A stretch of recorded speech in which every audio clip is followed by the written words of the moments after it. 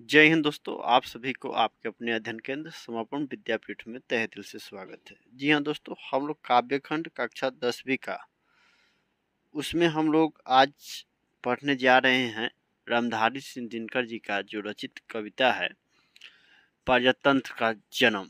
समझ ना, जनतंत्र का जन्म या प्रजातंत्र का ले इंग्लिश में हम लोग कहते हैं डेमोक्रेसी।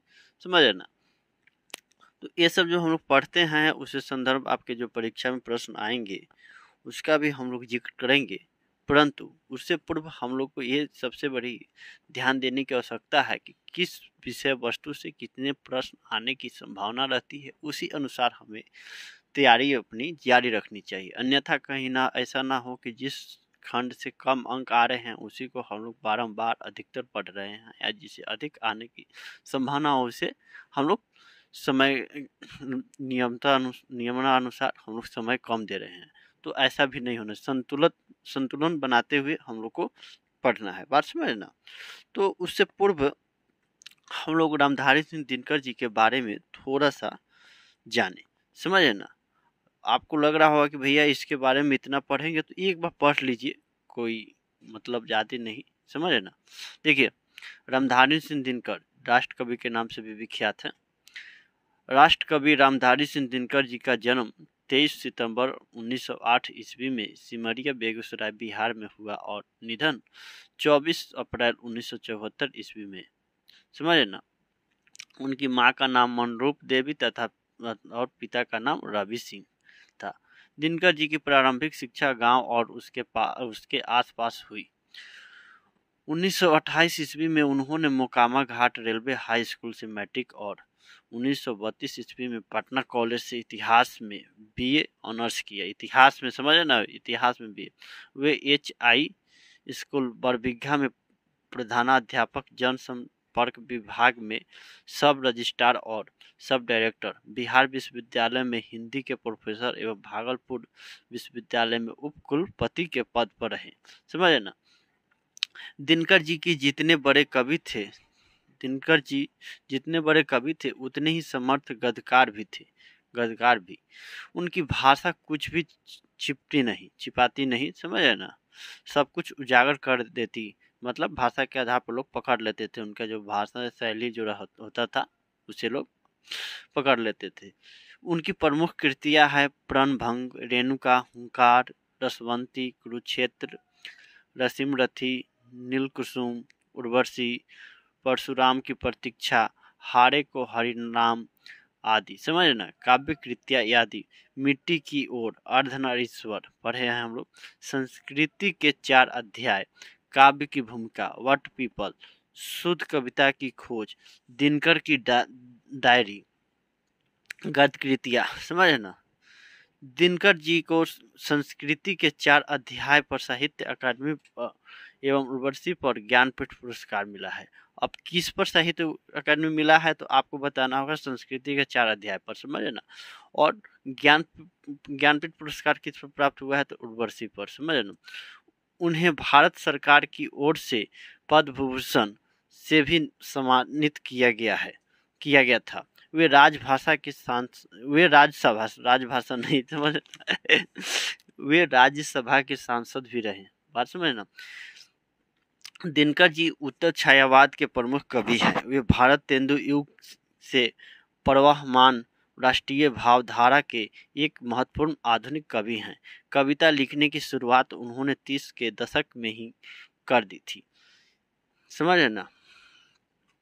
किंतु अपनी संवेदना और भावबोध से वे चौथे दशक के प्रमुख कवि के रूप में ही पहचाने गए। उन्होंने प्रबंध, मुक्तक, गीत, परगीत, काव्य, नाटक आदि अनेक काव्य शैलियों में सफलतापूर्वक उत्कृष्ट रचनाएं प्रस्तुत किए हैं। प्रबंध काव्य के क्षेत्र में छायावाद के बाद के कवियों में उनकी उपलब्धियां सबसे अधिक और उत्कृष्ट है।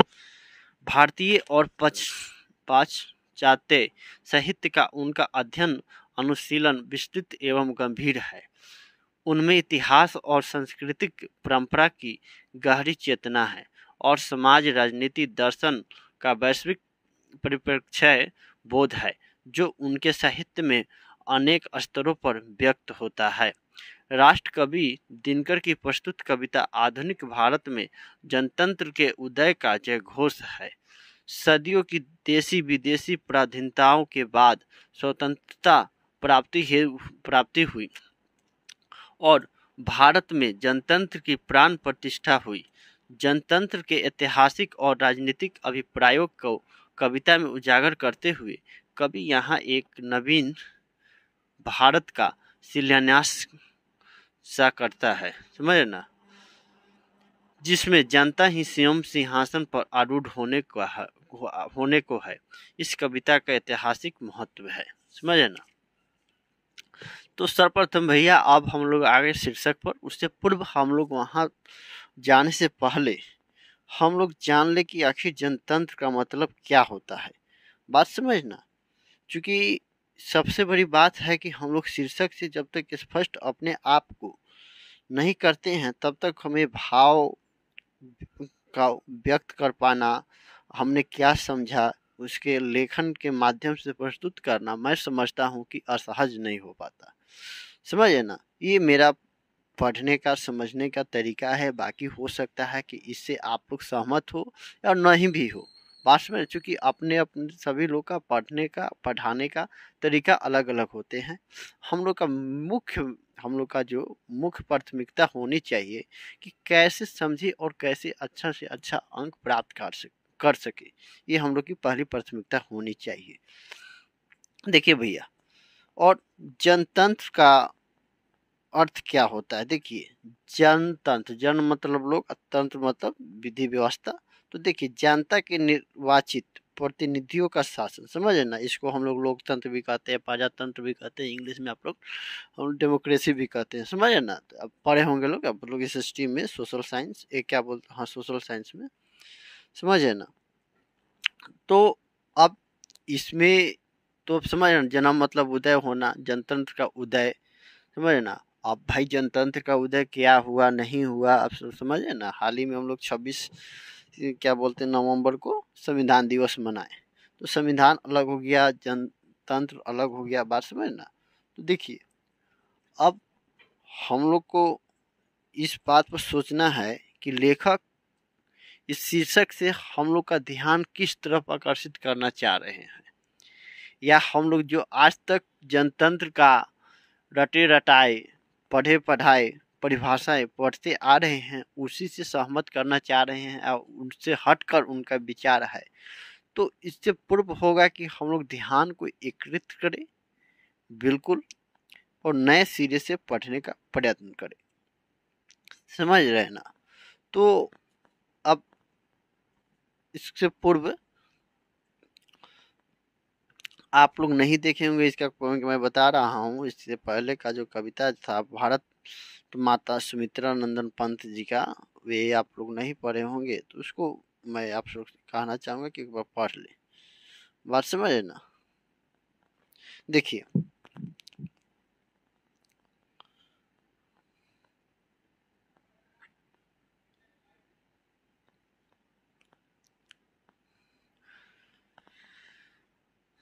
यहाँ पर लिखे ही हैं कविता का परिचय क्या है नहीं है, आरूढ़ होने वाला है, जो यही बात बताए हैं कि कविता प्रमुख रचनाएं उनकी भी थी। तो कविता के की प्रस्तुत कविता के माध्यम से जिसका शीर्षक प्रस्तुत कविता शीर्षक जनतंत्र के उदय के बारे में दिया गया है।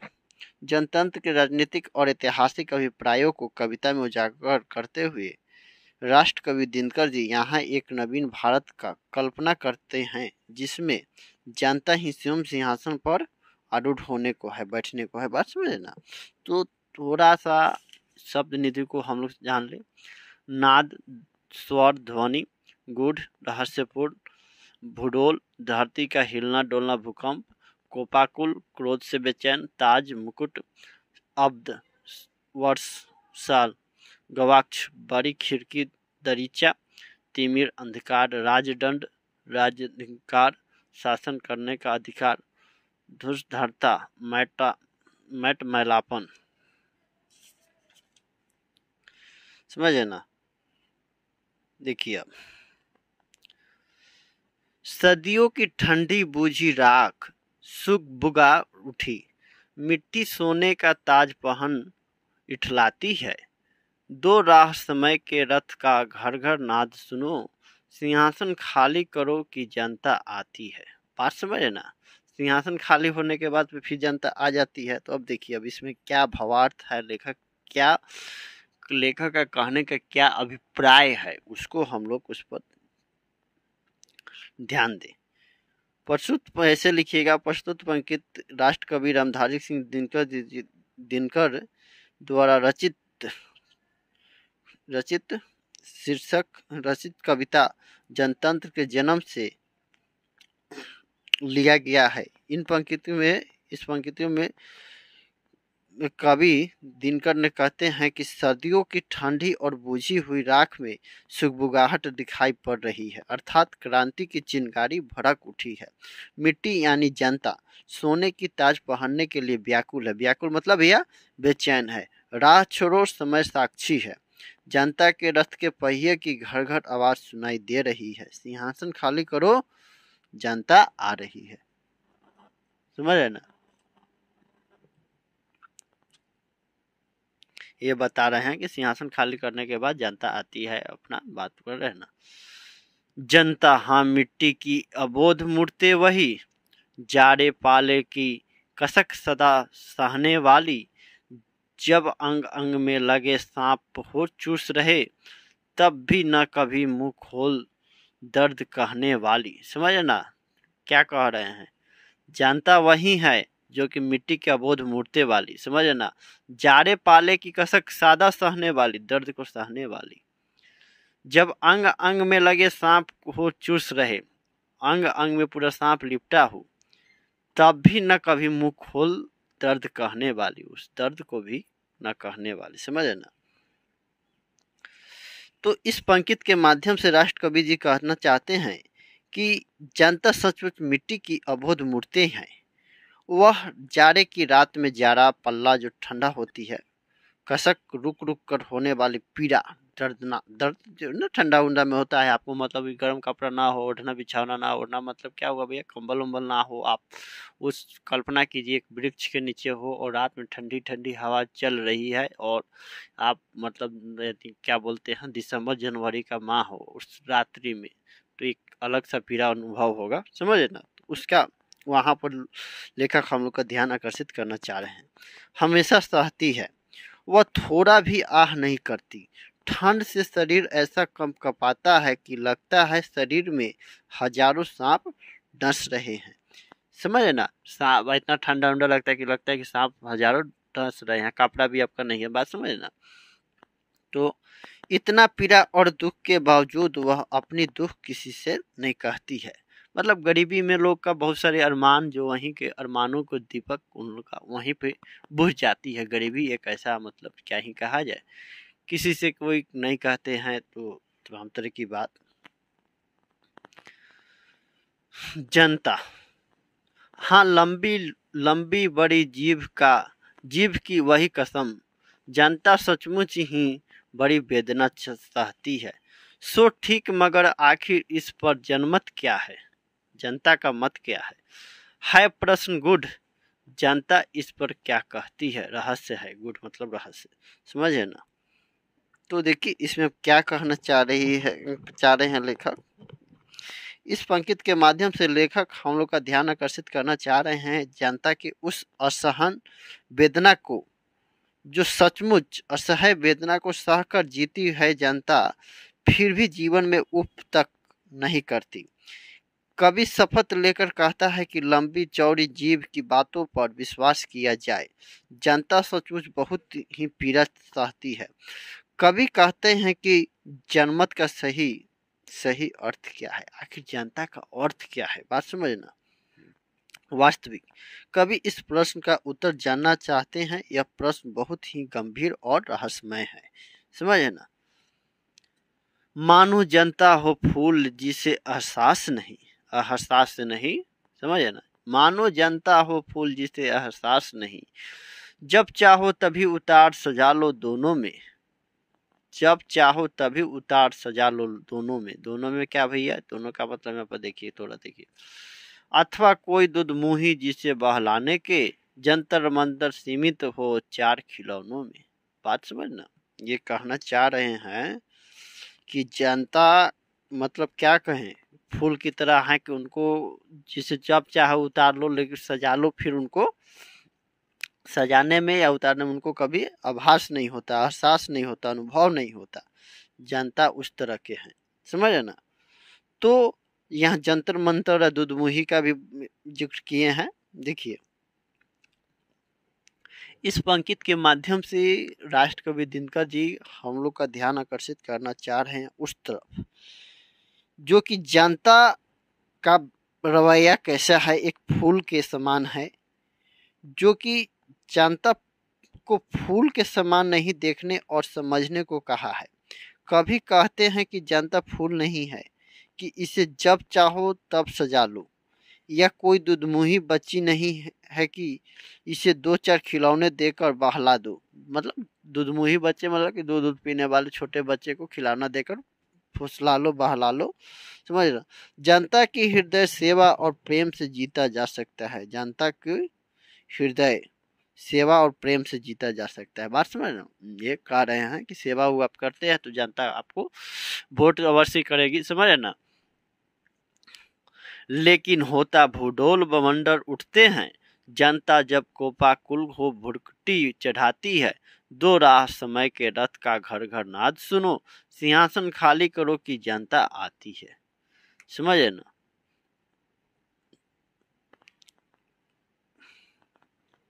तो यहाँ पर लेखक क्या कहना चाह रहे हैं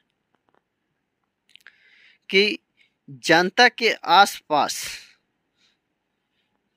समझे ना, जनता के पास अपार शक्तियाँ होती है। जनता जब हुंकार भरती है तो भूकंप आ जाता है, बवंडर उठ खड़ा होता है। जनता के हुंकार के सामने कोई टिक नहीं सकता, जनता की राह को कोई रोक नहीं सकता। सुनो, जनता रथ पर सवार होकर आ रही, उसकी राह को छोड़ दो और सिंहासन खाली करो क्योंकि जनता आ रही है। मतलब कह रहे हैं कि भाई जनता जो है कि उनके पास अपार शक्तियाँ होती है। जब एकजुटता के साथ वे जोर लगाते हैं तो समझे ना, बड़ी बड़ी सरकार भी गिर उठ जाती है किसी बात को लेकर। वे लोग, जनता जब एकजुट होती है और किसी भी चीज को रैली मतलब अपना प्रदर्शन करने लगती है तो बड़े से बड़े सरकार को झुकने पड़ती है, उनके सामने, जनता के सामने नतमस्तक होना पड़ता है, समझे ना।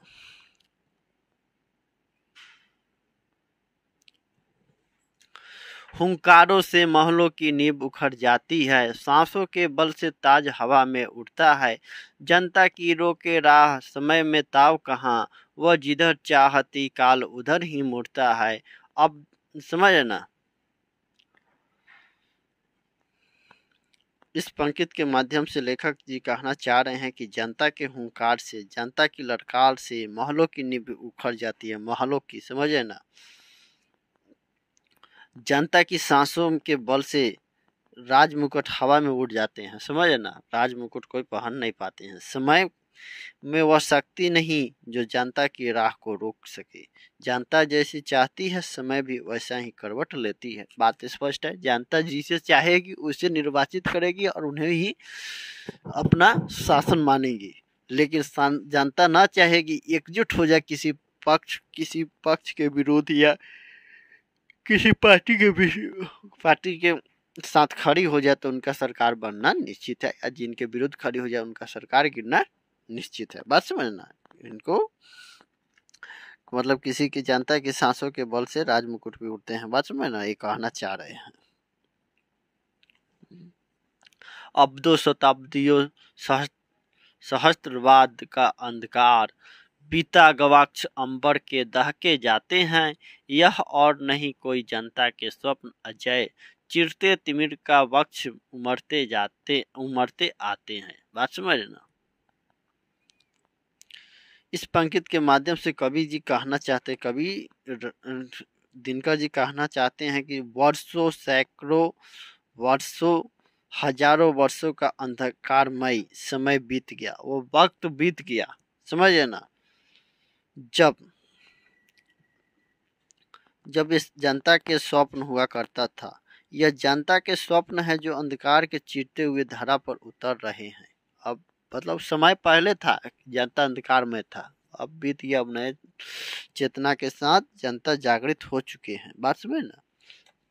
सबसे विराट जनतंत्र जगत का आ पहुंचा, 33 कोटि हित सिंहासन तैयार करो, अभिषेक आज राजा का नहीं प्रजा का है, 33 कोटि जनता के सिर पर मुकुट धरो। समझे ना, ये कहना चाह रहे हैं कि भाई राजा का अभिषेक नहीं करना चाहिए, प्रजा का करे, क्योंकि कहीं ना कहीं सभी के योगदान से ही तो ना ये हमारे जो शासक चुने गए हैं, निर्वाचित किए गए हैं, सभी तो जनता की याद।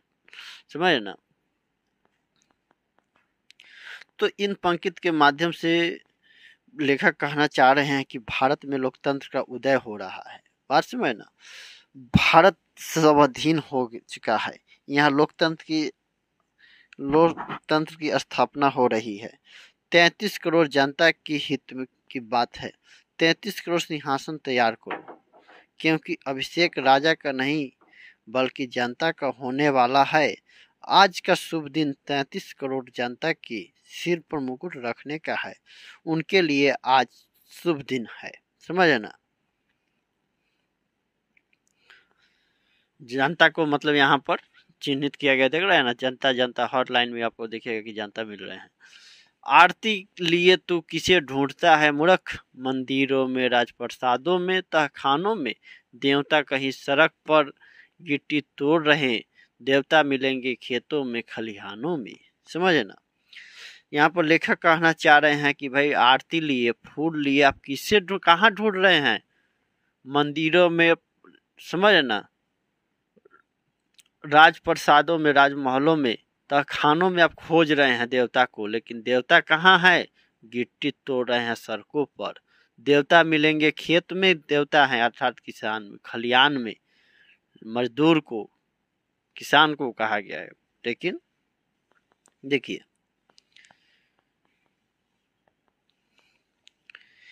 इस पंक्ति के माध्यम से राष्ट्र कवि दिनकर जी कहना चाह रहे हैं कि आरती लेकर मूर्ख बनकर किसे ढूंढ रहे हैं? मंदिरों, राजमहलों में, तहखानों में देवता नहीं मिलेंगे। वास्तविक देवता तो सड़क पर गिट्टी तोड़ने वाले मजदूर और खेत खलियानों में काम करने वाले हमारे किसान भाई हैं, अर्थात कवि ने जनता का वास्तविक देवता कहा है। समझ ना, जनता को वास्तविक देवता कहा है। फावड़े और हल राजदंड बनने को हैं, भूसरता सोने से सिंहार सजाती है, 2 राह समय के रथ का घर घर नाद सुनो, सिंहासन खाली करो की जनता आती है। बात समझ है ना। तो ये सब जो है भैया पढ़ लीजिएगा अपने से और थोड़ा सा याद रखिएगा। आप मतलब ध्यान से सुन रहे हैं तो मैं समझता हूँ कि आपको अवश्य समझ में आ रहा होगा। इसमें मैं अपने तरफ से हर संभव प्रयासरत हूँ। तो इसका देखिए वे इस पंक्ति के माध्यम से लेखक हम लोग का ध्यान आकर्षित करना चाह रहे हैं कि लोकतंत्र में जनता ही सर्वोपरि होती है। लोकतंत्र का राजदंड कोई राजपत्र, कोई हथियार या कोई औजार नहीं होता। लोकतंत्र का मूल राजदंड जनता का हल और कुदाल है। इसी से वह धरती से सोना उगाता है। धरती की धूसरता का श्रृंगार आज सोना से सजा हुआ है, अर्थात धूल ही स्वर्ण है। रास्ता शीघ्र दो, सिंहासन शीघ्रता से खाली करो, देखो जनता स्वयं आ जाती है। सिंहासन खाली करने से, किसी एक राजा को चल जाने से ऐसा नहीं होता है कि राज हम लोग का सुना सुना हो जाता है। सिंहासन खाली होने पर फिर जनता के द्वारा ही जानते ना रहते हैं का आज का नेता कल का तो कभी ना कभी जनता रहे होंगे, तब ना। ऐसा बात थोड़ी कि शुरू से नेता ही रहे होंगे, समझ ना। तो सिंहासन खाली करने से ऐसा नहीं होता है कि भाई हम लोग का मतलब ये थी जो शासन जो रहेगा, व्यवस्था, विधि विधान सब बदल जाएगा। बात समझना। तो ओवरऑल इसमें बताया गया है, कुल इसका निष्कर्ष हम लोग देखें कि इस कविता के माध्यम से राष्ट्र कवि रामधारी सिंह दिनकर जी हम लोग का ध्यान आकर्षित करना चाह रहे हैं कि जनता जब जाग जाती है, अपने शक्ति बल का अभ्यास करके जब चल पड़ती है, तब उस समय भी उसकी राह नहीं रोक सकती, बल्कि जनता ही जिधर चाहेगी काल चक्र को मोड़ सकती है। युगों युगों से अंधकारमय वातावरण में जीवन व्यतीत कर रही है, जनता अब जागृत हो रही है। तो ये कवि की अपनी विचार हैं।